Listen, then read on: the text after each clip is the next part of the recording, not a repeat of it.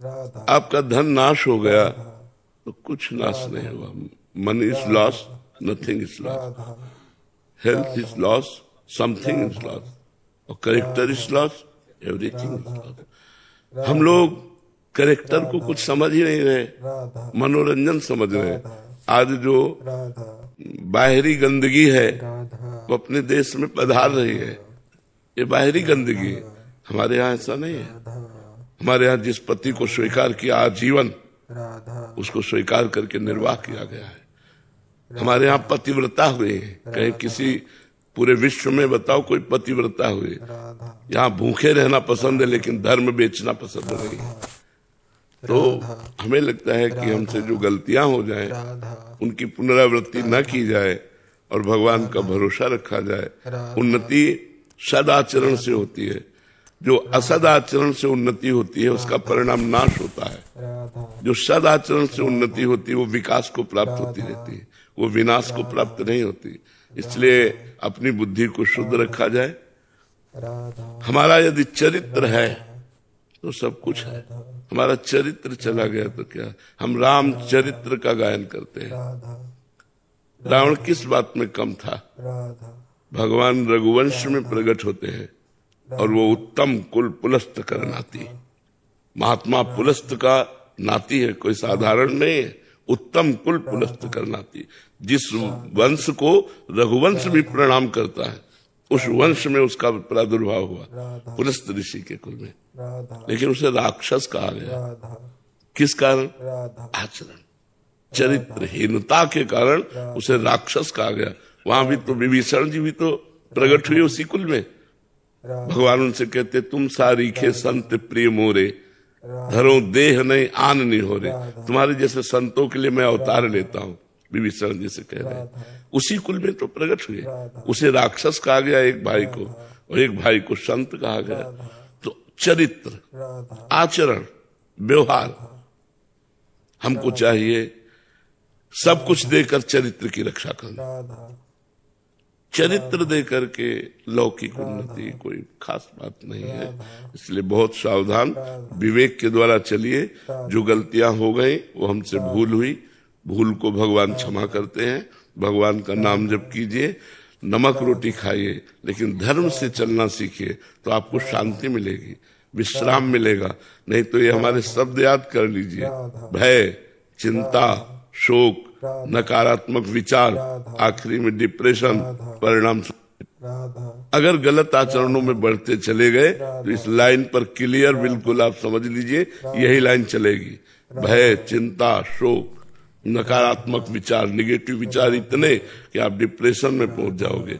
आखिरकार सोच बदल जाएगी कि ऐसा जीना भी क्या, और फिर आखिरी परिणाम बहुत भयावह होता है। इसलिए धर्म से चलो तो निर्भय, निश्चिंत, निशोक और अमरत्व, भगवान की प्राप्ति। नाम जप करो, अच्छे आचरण वाले बनो। लोगों के कहने से हमें कोई प्रभाव नहीं पड़ना। हमें अपना जीवन सुदृढ़ अपने लिए रखना चाहिए कि हम जैसे हैं हमारे भगवान जानते हैं। ये क्या कहता है इस बात पर हमें ध्यान नहीं देना। लोगों की बातों के लिए जीते हैं कि लोग हमें अच्छा कहें। आप अच्छे जियो, पूरा संसार अच्छा कहेगा। आज नहीं तो कल कहेगा। चलो तो सही ढंग से चलो जी। केदार सिंह जी दिल्ली से। राधे राधे। राधे राधे महाराज जी। महाराज जी, आत्मबोध, ज्ञान प्राप्ति के पश्चात अंतर यात्रा और परमानंद की अनुभूति बनाम नाम जप की निरंतरता, इन दोनों मार्गों की सार्थकता और प्रभाव में क्या भिन्नता है महाराज जी? जब हम नाम जप करते हैं तो हमारी बुद्धि पवित्र हो जाती है। जब सब पाप नष्ट हो जाते हैं तो हमारी बुद्धि में विवेक का उदय होता है। विवेक लोक परलोक के भोगों से वैराग्य दिलाता है। जब वैराग्य दृढ़ होता है तो ब्रह्मबोध प्रदान करने वाला ज्ञान प्रकट होता है। उसी ज्ञान से इस अनात्मा शरीर से राग नष्ट करके अपने स्वरूप बोध में स्थित हो जाता है महात्मा। वही महात्मा है जो स्वरूप बोध में स्थित है। बाहरी वेशभूषा को महात्मा नहीं कहते, आंतरिक स्थिति को महात्मा कहते हैं। तो नाम जप के बिना संसार का चिंतन नहीं छूटेगा। संसार का चिंतन जब तक नहीं छूटेगा तो चिंतन के द्वारा राग बना रहेगा, इसलिए उसे वैराग्य न होने के कारण शुद्ध ज्ञान नहीं होगा। राधा और भगवान का नाम सच्चिदानंदमय है, तो जब सच्चिदानंद का चिंतन होगा तो जगत का चिंतन छूटा तो सच्चिदानंद के चिंतन से ज्ञान और जगत के चिंतन से अज्ञान, तो ज्ञान से स्वरूप बोध, ज्ञान से संपूर्ण लोक लोकांतरों में एक ही परम तत्व विराजमान है, ऐसा बोध। किसका प्रश्न है? राधा समझ में आ रही बात? इसलिए नाम जप की अत्यंत आवश्यकता है। बिना भगवान का नाम जप किए न वैराग्य दृढ़ होगा, न भक्ति दृढ़ होगी, न ज्ञान दृढ़ होगा। देखो सनक सनंदन सनातन सनत कुमार ये आत्मबोध संपन्न महापुरुष है और हर समय रटते रहते हैं हरि शरणम हरि शरणम हरि शरणम हरि शरणम। भगवान शंकर बोध प्रदान करने वाले जगत गुरु हैं, आत्मज्ञान प्रदान करने वाले जगत गुरु है। हर समय भगवान का नाम जपते रहते हैं, भगवान का चरणोदक गंगा जल अपने माथे पे धारण करते हैं। तो चाहे ज्ञान हो, भक्ति हो, वैराग्य हो, बिना भजन के नहीं प्राप्त होता। केवल पढ़ लेने से या सुन लेने से या प्रवचन कर लेने से आत्मबोध नहीं होता, उसके लिए भजन करना पड़ता है। समझ में आई बात? अविनीश जी दिल्ली से। राधा राधे राधे महाराज जी। महाराज जी, सच्ची भक्ति की पहचान क्या होती है?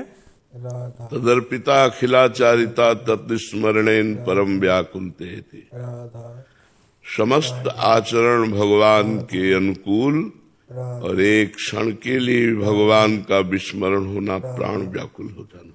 राधा जैसे मछली को जल से अलग करो तो तड़पने लगती है, ऐसे भगवान को भूल जाने पर एक तड़पन पैदा होना। मैं कैसे भूल गया भगवान का? तद विस्मरणेन परम व्याकुलते थी। भगवान का विस्मरण होने पर हृदय व्याकुल हो जाए और जितने आचरण हैं, जितने कर्म हैं, वो सब भगवान को समर्पित हो। भगवान को समर्पित कर्म वही होते हैं जो पापाचरण नहीं होते। तदर्पिता अखिलाचारिता, अखिल माने सब, सब आचरण भगवान को समर्पित हो, अर्थात परम पवित्र आचरण हो और निरंतर भगवान का सुमिरन हो। जरा सा विस्मरण हो जाने पर हमारा हृदय व्याकुल हो जाए, ये उत्तम भक्ति की पहचान है। उत्तम भागवत वही है जो त्रिभुवन की राज्य लक्ष्मी देने पर भी आधे पल के लिए भगवान का विस्मरण नहीं करता। अगर त्रिभुवन की राज्य लक्ष्मी जी जाए तो और कहा जाए कि आधे पल के लिए भगवान का भजन छोड़ दो, तो वो नहीं छोड़ेगा। उसे ही उत्तम भागवत कहते हैं। उत्तम भागवत वही त्रिभुवन की राज्य लक्ष्मी देने पर भी आधे पल के लिए भगवान का विस्मरण न करे, इतनी आसक्ति हो जाए भगवान में, उसे ही कहते हैं उत्तमा भक्ति। उत्तम भक्ति का स्वरूप, इसी से प्रेम लक्षणा भक्ति का प्रादुर्भाव होता है। प्रेम इसी से प्रकट होता है।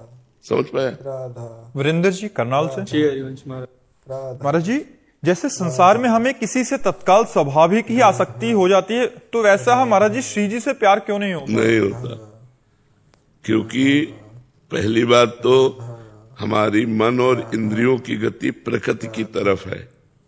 राधा उसे परमात्मा की तरफ मोड़ना राधा कठिन लगता है। राधा विषय प्रिय लगते हैं, शरीर प्रिय लगता है, संसार प्रगट है और वो अप्रकट है। राधा इसलिए विषय प्रियता के कारण, राधा देहाभिमान के कारण, संसार प्रियता के कारण राधा उनमें प्रेम नहीं हो पाता। राधा उनके प्रेम के साधन है नाम जप करना, संतों का संग करना, वाणी जी का गायन करना, लीला चरित्रों का श्रवण करना, भक्तों के चरित्र सुनना, परोपकार करना। ये करो, धीरे धीरे धीरे धीरे जब आपका संसार राग मिटेगा तो भगवान से अनुराग हो जाएगा, श्री जी से प्रेम हो जाएगा। और जब प्रेम होता है तब दर्शन होते हैं। राधा इसकी परीक्षा होगी। राधा जगत के भोग और जगत की रूप दिए जाएंगे, और आप जब ना कर देंगे, उसमें पास हो जाएंगे, तो आपको प्रेम हो जाएगा भगवान से। कोई खेल तमाशा है? भगवान है, राधा अखिल लोकों के स्वामी है, उनसे प्यार करने के लिए हम उनके आशिक हैं, तो उसके लिए फिर तैयारी करनी होती है। तैयारी संत जन कराते हैं, नाम जप करो, गंदे आचरण छोड़ो, शास्त्रों का स्वाध्याय करो, हर समय पवित्र विचार वाले, पवित्र भोजन वाले, पवित्र आचरण वाले, तब परम पवित्र भगवान की तरफ हम चलते हैं। तो चलते रहो, नाम जप करते रहो, चलते रहो। धीरे धीरे जब हृदय पवित्र होगा तब श्री जी से प्रेम हो जाएगा। ऐसे थोड़ी श्री जी कोई संसारिक व्यक्ति थोड़ी है, लालजू की प्राण है। लाल बिहारी को प्राण जीवन धन, वार पियत नित पानी, मेरी महारानी श्री राधा रानी। तो इसलिए बहुत धैर्य पूर्वक चलना होता है, लंबे समय तक कष्ट सहकर चलना होता है, काम क्रोधादि विकारों से बचना होता है, तब जाके कहीं श्री जी से अनुराग होता है। सत्यम जी। राधे राधे महाराज जी। महाराज श्री, आपने एक बार सत्संग में बताया था कि कोई व्यक्ति ये 10 नामापराध करता है तो उसको नाम जप का फल नहीं मिलेगा, किंतु महाराज जी उस व्यक्ति ने वो नामापराध नाम जप शुरू करने से पहले करे हो, तो महाराज जी अगर बीच में भी करे हो, मान लो पहले की बात क्या, बीच में भी करे हो और उसको पश्चाताप हो रहा है कि मेरे से गलती हो गई, तो नाम कीर्तन कर रहा, नाम जप कर रहा, तो सब बराबर हो जाएगा, ठीक हो जाएगा, चल देगा। पहले की तो बात जाने दो, वर्तमान में भी हो जाए, मनुष्य है हम, हमसे गलती हो सकती है, तो उसका प्रायश्चित भी है। नाम कीर्तन आधा घंटा किया और अंदर से दाह पैदा हुआ, अंदर जो जलन होती है उससे अपराध मोचन हो जाता है। और नाम कीर्तन सर्व पाप नाश करने की सामर्थ्य रखता है। नाम जप चल रहा तो नाम जप और नाम कीर्तन से नामापराध नष्ट हो जाते हैं। लेकिन जानबूझकर नामापराध न करे। स्वयं अगर कोई ऐसी कुसंग वसात चेष्टा बन जाए तो हमको नाम जप नाम कीर्तन से उसे नष्ट कर देनी चाहिए, चिंता नहीं करनी। अनीता जी, गुजरात। श्री हरिवंश महाराज जी। महाराज जी, गजेंद्र मोक्ष स्त्रोत के परिचय में लिखा है कि जो मनुष्य रात्रि के शेष अथवा ब्रह्म मुहूर्त के प्रारंभ में जगकर इस स्त्रोत का पाठ करता है तो उसे मृत्यु के समय निर्मल मति अपनी स्मृति प्रदान करता है और वो मनुष्य भगवान को प्राप्त करता है। महाराज जी, मेरा निवेदन है कि आप इस मुहूर्त के समय अर्थात कितने बजे से कब तक ये समय रहता है, ब्रह्म मुहूर्त?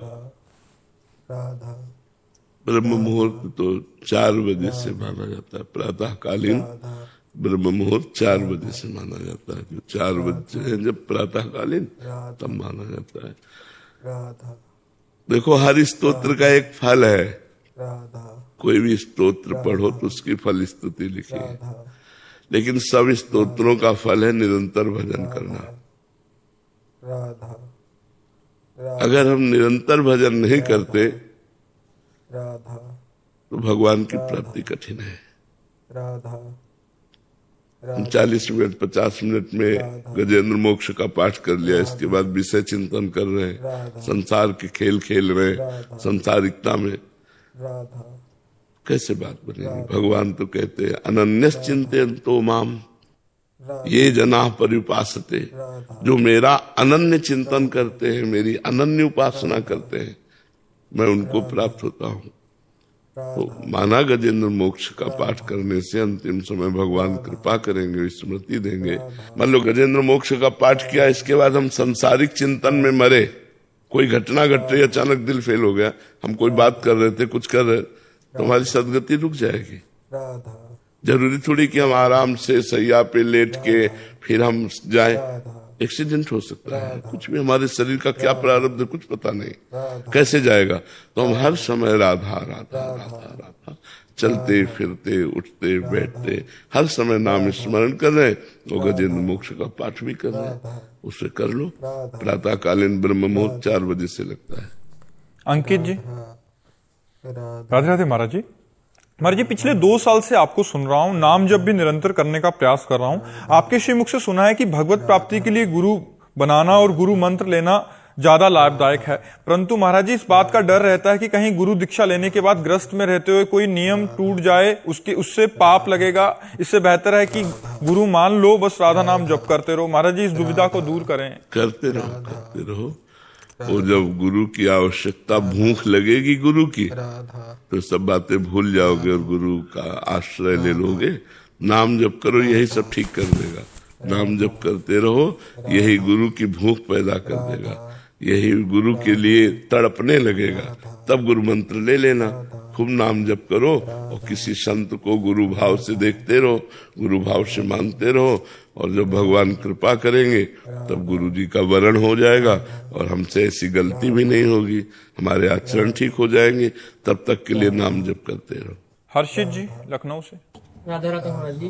राधे राधे महाराज जी मैं एक बैंक में कर्मचारी हूँ और समय निकालकर श्री जी का नाम और उनका स्मरण करने का कर्मयोगी बनने का प्रयास कर रहा हूँ। महाराज जी मेरा सवाल यह है कि क्या कर्मयोग और भक्ति योग से ही भगवत प्राप्ति हो जाएगी कि सांख्य योग के मार्ग को पहले अपना? एक ही मार्ग को ग्रहण करना होता है, चाहे कर्मयोग, चाहे भक्ति योग, चाहे सांख्य योग। तीनों भवरोग की अचूक औषधि है, तीनों। तो एक मार्ग को चयन कर लो। जैसे कर्मयोग है तो हर कर्म पवित्रता पूर्वक करो, भगवान का स्मरण करते हुए, और भगवान को समर्पित कर दो। सब में भगवत भावना, निष्काम भाव से किया गया कर्म और कर्मयोग कहलाता है।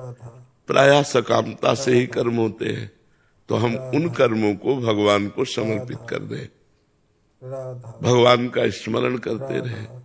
चाहे जो योग हो, भगवान का स्मरण प्रधान है। तो भगवत स्मृति के साथ जो कर्म किया जाता है वो योग बन जाता है। योग माने जुड़ना। हम अपने कर्म को, अपनी स्मृति को भगवान से जोड़ा तो हमारा कर्म योग बन गया। अगर भगवत स्मृति से नहीं जोड़ा तो केवल कर्म रहेगा। कर्म बंधन कारक है, कर्मयोग मोक्ष प्रदान करने वाला है। तो संसार के हित के लिए कर्म करना, परिवार के हित के लिए कर्म करना, अपने शरीर के हित के लिए कर्म करना, ये कर्मयोग है। भोगों से शरीर का अहित होता है, हित नहीं होता है। तो ये विचार करके भगवत स्मृति युक्त होकर हर कर्म भगवान को अर्पित करते हुए चलो, तो आपका कर्मयोग पुष्ट हो जाएगा। किसका प्रश्न है, समझ पा रहे हैं आप? जी, श्री भागवत गीता में लिखा है कि सांख्य योग का पालन करेंगे तो कर्म योग योगी बनना आसान हो जाएगा। दो मार्गों में एक व्यक्ति नहीं चल सकता।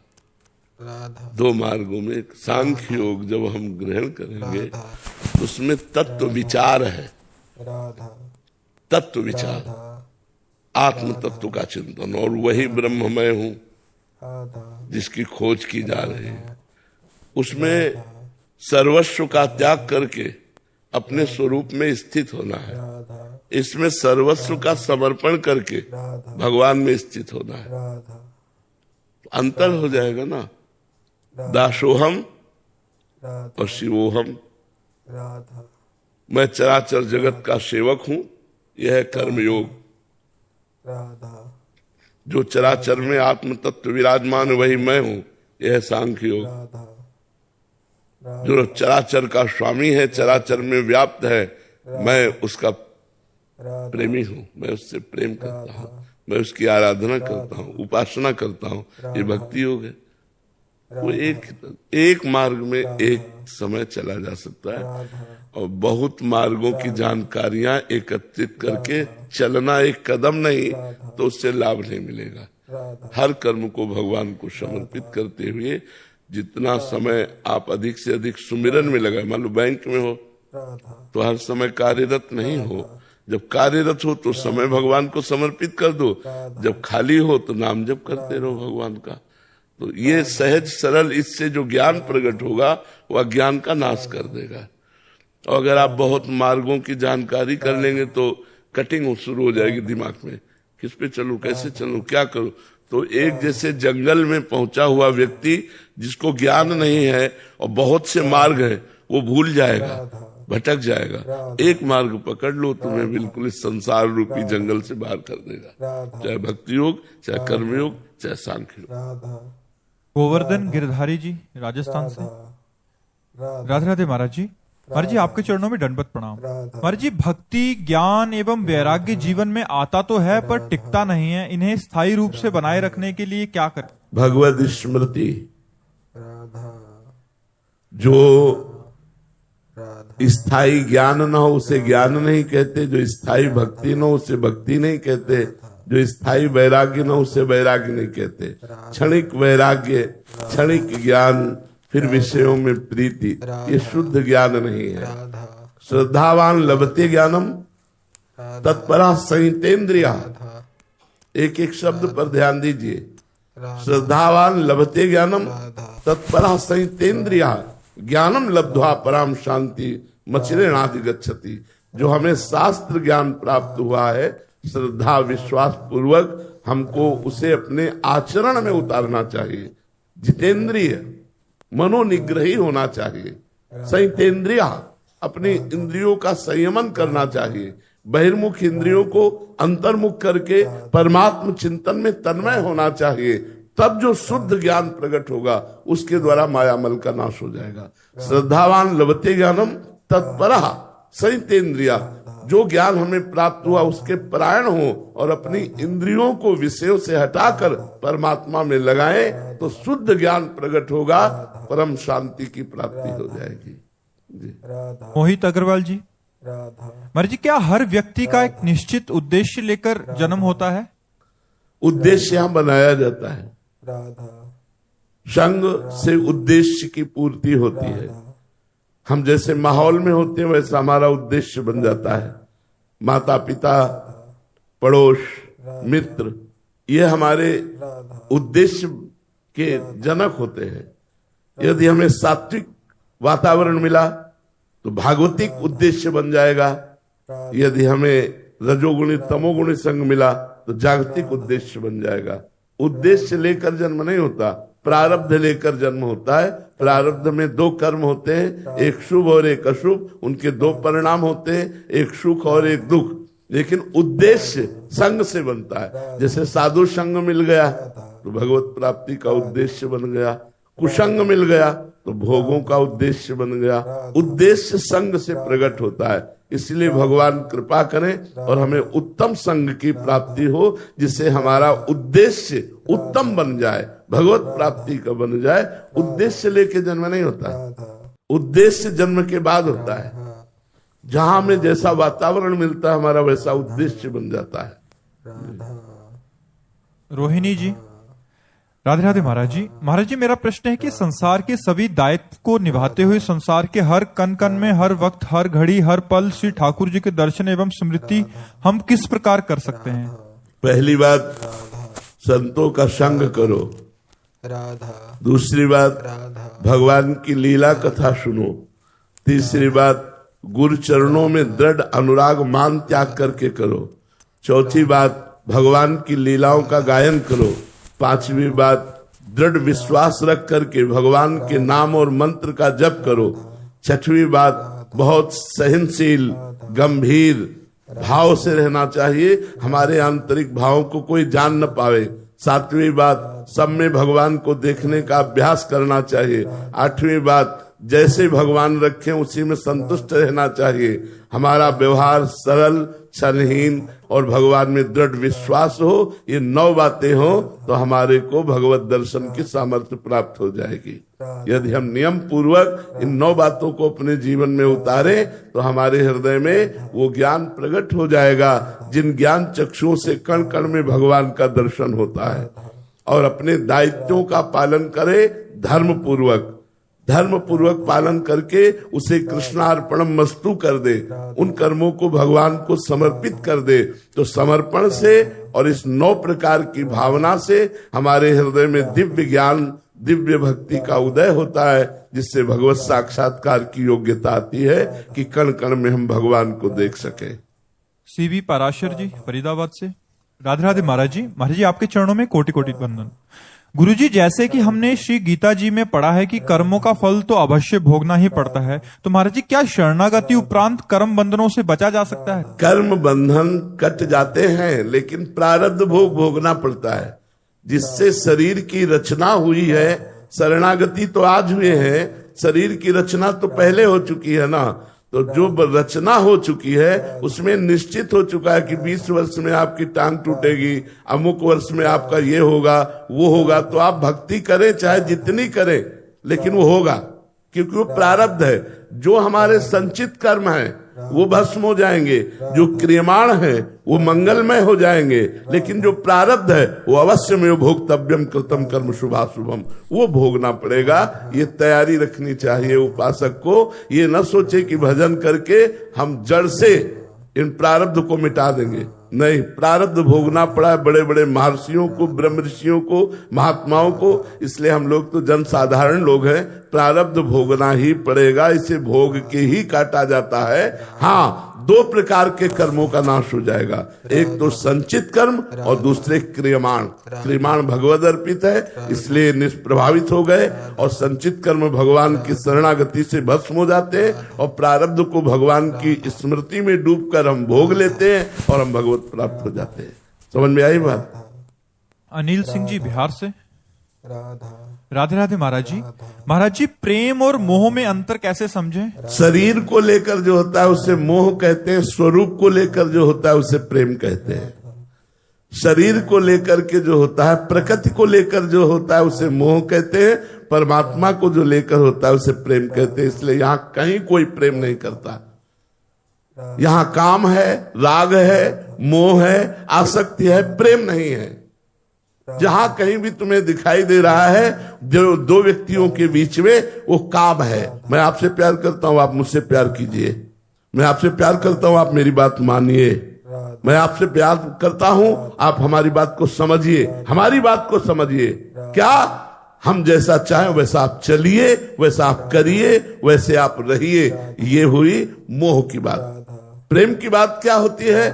मैं आपका हूं, आपको जो चाहिए, जैसे चाहिए, मैं अपने प्राण देने के लिए तैयार हूं। आपके सुख के लिए मेरा जीवन है, यहां मेरे सुख के लिए आपसे प्यार है। तो ये प्यार मोह है, राग है, काम है। जो परमात्मा से होता है उसे प्रेम कहते हैं, जो शरीरों से होता है उसे काम, राग, आसक्ति और मोह के नाम से कहा गया है। समझ पा रहे हैं आप? यहां कितना प्रेम है आपको हम एक उदाहरण में बता दे।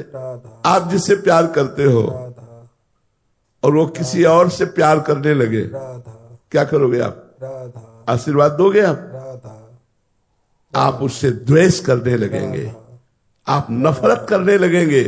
वही प्रेम, ये प्रेम है। प्रेम तो वो है कि बहुत अच्छा हुआ, शायद हम आपके सुख के योग्य नहीं थे, आपके सुख के योग्य ये मिले, मैं जीवन भर आपको आशीर्वाद देता रहूंगा, कभी बाधा नहीं बनूंगा, तुम दोनों सुखी रहो। ये यहां से प्रेम की शुरुआत। इस प्रेम की दम है, अगर वो है तो वो भगवान से जुड़ा हुआ चित्त होगा, तभी ये हो सकता है, नहीं ऐसा नहीं हो सकता। संसार का ये रीति है, संसार का ये प्यार नहीं है। प्यार जिसे कहते हैं, अभी उसकी तत्सुख सुखित्वम, सामने वाले के सुख में सुखी हो जाना, प्यार उसे कहते हैं। प्रतिक्षण वर्धमानम, कुछ भी करो हमारा प्यार तुम्हारे प्रति बढ़ता चला जाएगा। एक मुस्कुराहट में प्राण त्यागने की इच्छा होती है, प्रेम उसे कहते हैं। अपने प्यारे की एक मुस्कुराहट देखने के लिए प्राण बलिदान करने की इच्छा होती है। और यहाँ हमारी वासनाओं का खेल है, प्रेम का खेल नहीं है। यहाँ वासनाओं की, इच्छाओं की पूर्ति है एक दूसरे से, इसलिए हम उसे प्यार नाम दे रहे हैं। ये काम है, ये राग है, ये मोह है, ये आसक्ति है। लक्ष्य गोस्वामी जी हरियाणा से। राधे राधे महाराज जी।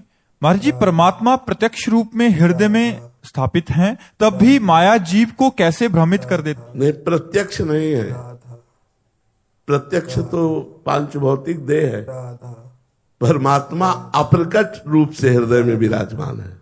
प्रत्यक्ष का मतलब होता है जैसे आपको मैं देख रहा हूं, इसे कहते हैं प्रत्यक्ष। और अप्रत्यक्ष रूप में वो हृदय में विराजमान है।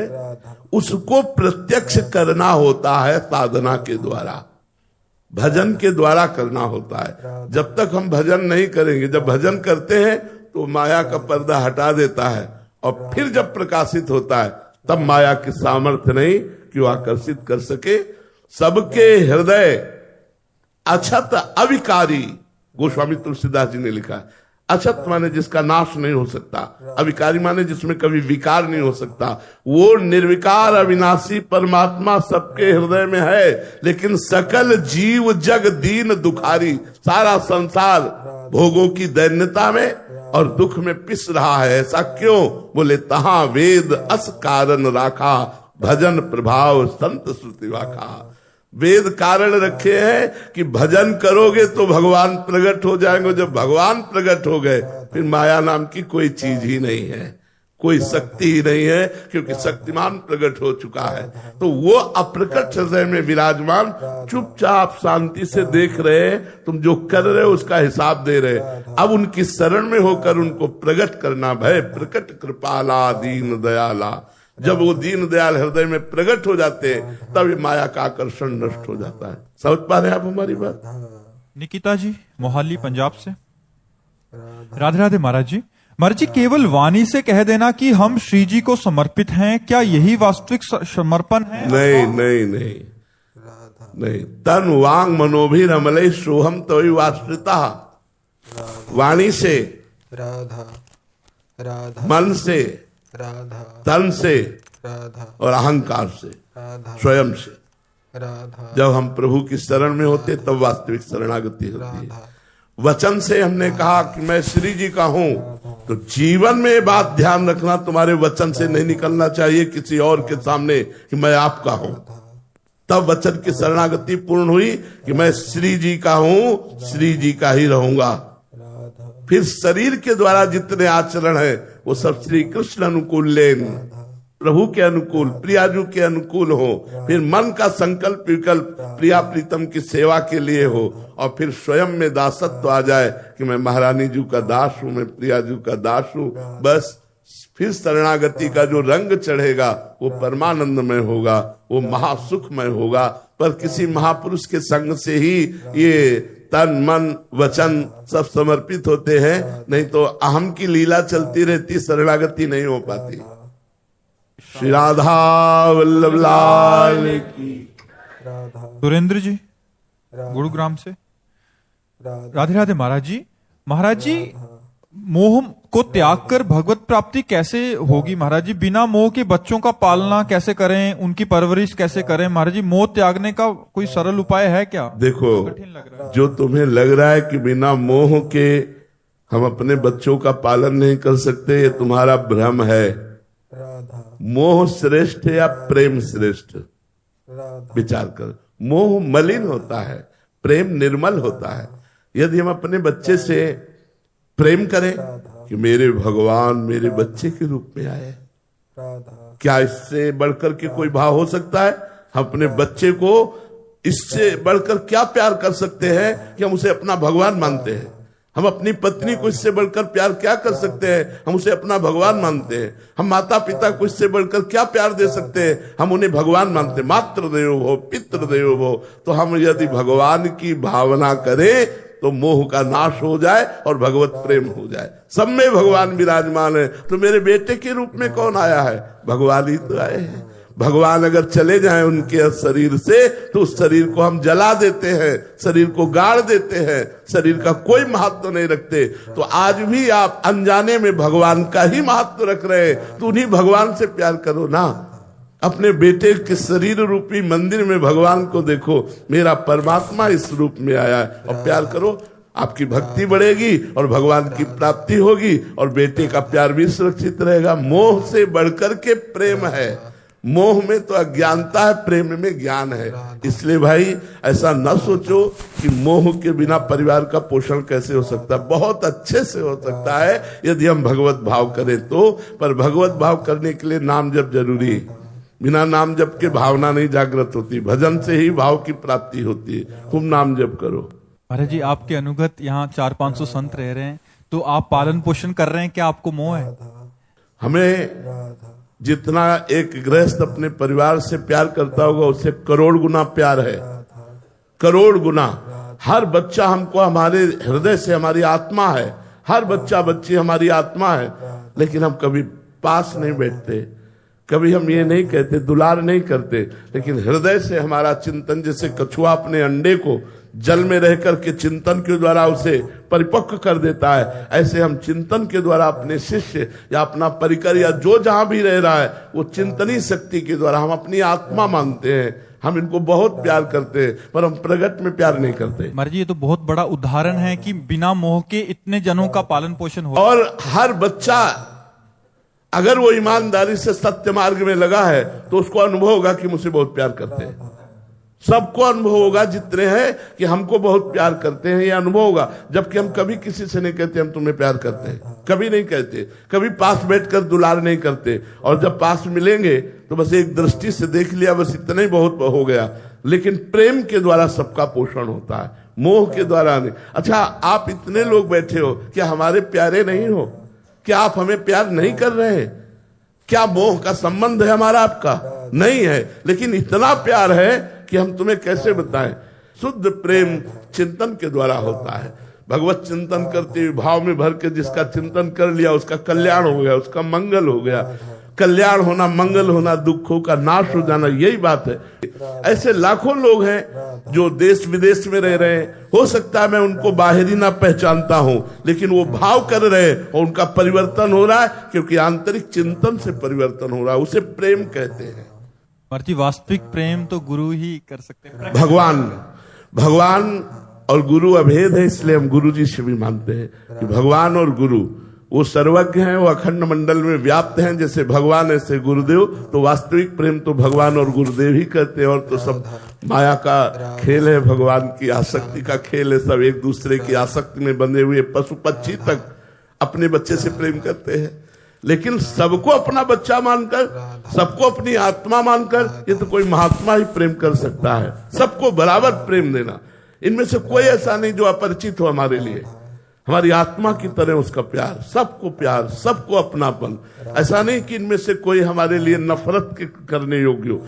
पिता से पूछो, जिसके 4 पुत्र हैं, एक महात्मा है, एक गृहस्थ है, एक पागल है और एक दुराचारी है। उस पिता से पूछो तुम्हारी चारों के प्रति दृष्टि कैसी है, तो वात्सल्य भाव युक्त होगी। वो दुराचारी को भी प्यार करता है, वो पागल को भी प्यार करता है, वो महात्मा को भी प्यार करता है, वो विद्वान को भी प्यार करता है। ऐसे ही हमारे दरबार में, हमारी श्री जी के दरबार में, हमारे लालजू के दरबार में, प्रभु के दरबार में घोर पापी का भी स्वागत है। अब वो क्या है तुम जानो। हमारी दृष्टि में मेरा प्रिय आत्मा, मेरा प्रिय प्राण भगवान पधारा इस रूप में। इसके अलावा और हम परिचय नहीं जानते। पुनीत जी रामपुर से। राधे राधे महाराज जी। महाराज जी, हर व्यक्ति का कोई ना कोई सबसे प्रिय होता है, आपका सबसे प्रिय कौन है? राधा राधा। आज तक बच्चा हमारा प्यार ही नहीं हुआ किसी से। देखो, हम ऐसे राही है जिसमें अकेला ही जाना होता है। पीछे से सब जाएंगे, लेकिन राह हमारी है अकेला। इसलिए बचपन से मैं निराश रहा हूं जगत से। जब अपनी माँ को देखता और लगता है मेरी माँ मरेगी, तब मेरा हृदय जल उठता कि फिर मैं कैसे जीऊंगा। तो जैसे हमारा मन गया कि मेरे पिताजी ये मरेंगे, फिर निराश हुआ। तो हम किससे प्यार करें, किससे प्यार करें? यहाँ तो सब कोई बिछुड़ने वाला है, सब कोई मरने वाला है, सबको अपने मन की बात माननी है। मेरे मन की चाह को कौन पूर्ण करेगा? तो निष्कर्ष निकला श्री भगवान। तो बचपन से लेकर के आज तक हमारा कोई एक दोस्त नहीं है कि ऐसे मिलाने वाला, एक भी दोस्त नहीं। अकेला जीवन व्यतीत करते करते भगवान ही संभालते हुए चले आए। जहां जहां हमारे कदम लड़खड़ाए वहां भगवान सहयोग दिए और हमको आगे बढ़ाए। तो हमारी प्रिय तो हृदय की बात कहता हूं, प्रिय शब्द तो सिर्फ राधा किशोरी के चरणों में है। हमारा प्रिय शब्द जो है कि आपका प्यार क्या है, आपके प्रिय कौन है, तो किशोरी जी हैं। और किशोरी जी के नाते से हम आप सबको बहुत प्यार करते हैं, सबको प्यार करते हैं। हमारी पहचान यही है सबके बीच में। हमारा नाम क्या है जानते हो? प्रेमानंद। तो हमारे पास है क्या? प्रेम आनंद। प्रेम कौन है? प्रिया जी। आनंद कौन है? लाल जी। तो प्रेमानंद मतलब प्रियालाल। प्रियालाल की चर्चा, प्रियालाल का नाम, प्रियालाल का धाम, प्रियालाल के गुण और प्रियालाल के संबंध से हम आप सबको बहुत प्यार करते हैं कि आप हमारी श्री जी की बातें सुनने आए, आप श्री जी के संबंध से आए, इसलिए हम भगवत स्वरूप मानकर सबको प्यार करते हैं। वैसे हमारा केवल प्यार शब्द एक ही जगह है, राधा किशोरी के चरणों में। अब कितना है वो ये वो जाने, उनके लायक है कि नहीं ये वो जाने, पर वो समिट करके अब कहीं नहीं है, केवल श्री जी के चरणों में है। सचिन जी शिमला हिमाचल से। राधे राधे महाराज जी। महाराज जी आपके चरणों में दंडवत प्रणाम।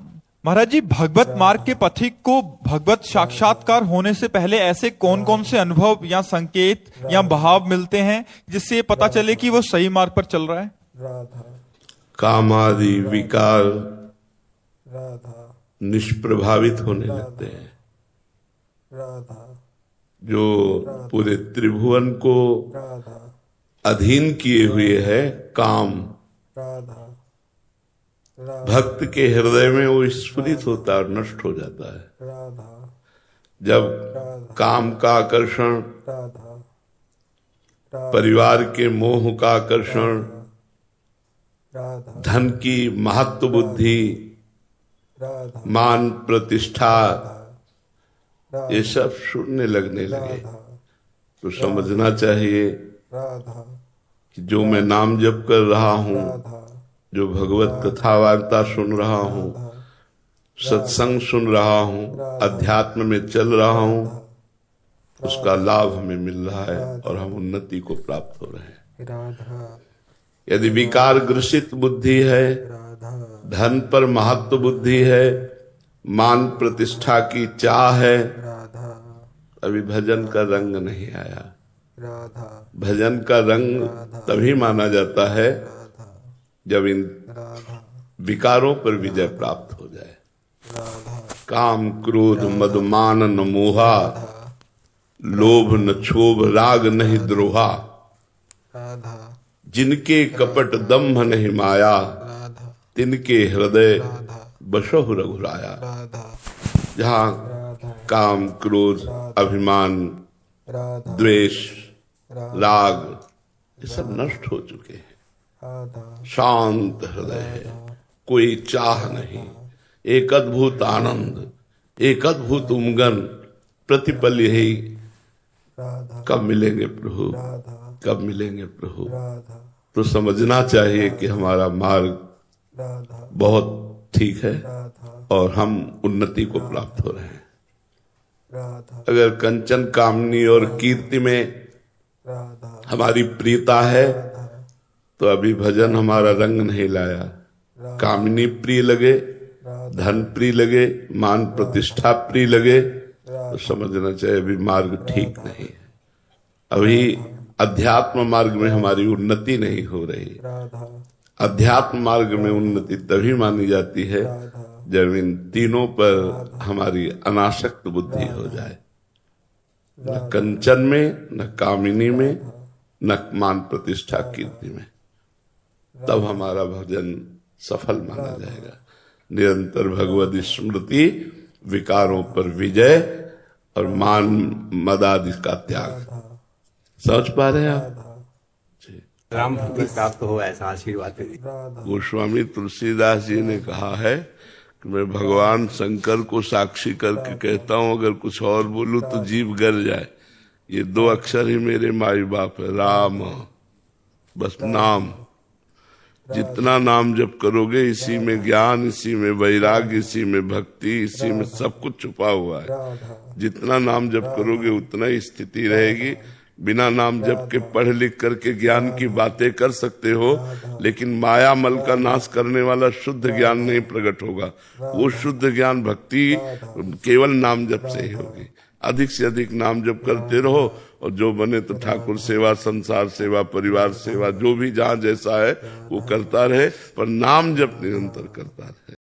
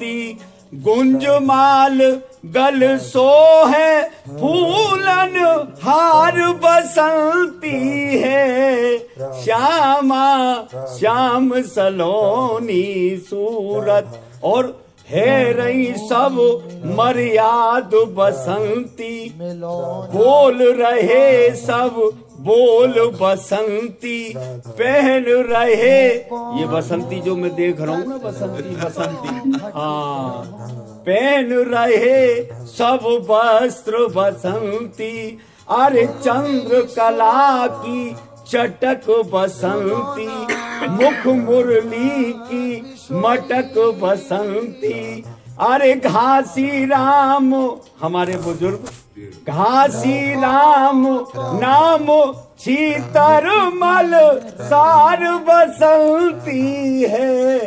बाबा मुंह पे भजन तो हो ना अरे आप ब्रजवासी भजन स्वरूप हो, आपको भजन क्या भजन। राधा राधा मेरी राधा राधा राधा राधा। किसी को जमाने की दौलत मिली, किसी को जमाने की शोहरत मिली कि कुर्बानी जाऊं अपने इस मुकद्दर पे, मुझे मेरे बाबा की मोहब्बत मिली। मेरा मन गिरवी धरो श्री लाड़ो के पास और प्रेम ब्याज तिनी जोड़ी, लाड़ो ना छूटन की आस हे लाड़ो तेरे चरणन की रज पाऊं, किशोरी तेरे चरणन की रज पाऊं, बैठो रहूं कुंजन के कोने, श्याम राध का गाऊं या रजकू ब्रह्मादिक तरसत वो रज शीस चढ़ाऊं, और व्यास स्वामिनी की छब निरखत विमल विमल यश गाऊं। बोल गिरिराज की जय। तुम ही सो सब जग सो संबंध छुड़े हो, इतना तो कबहू हंस दे हो। राधा राधा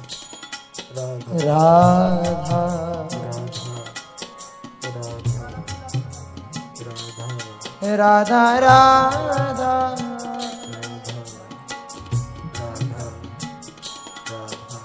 राधा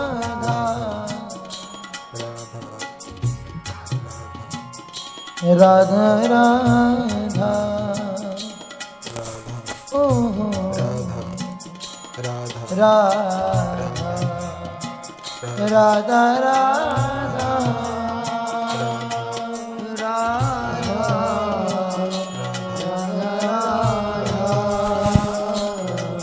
राधा राधा राधा श्री राधा राधा राधा राधा श्री राधा राधा राधा राधा श्री राधा राधा राधा राधा श्री राधा राधा राधा राधा श्री राधा राधा राधा राधा श्री राधा राधा राधा राधा श्री राधा राधा राधा राधा श्री राधा राधा राधा राधा श्री राधा राधा राधा राधा श्री राधा राधा राधा राधा श्री राधा राधा राधा राधा राधा राधा राधा राधा राधा राधा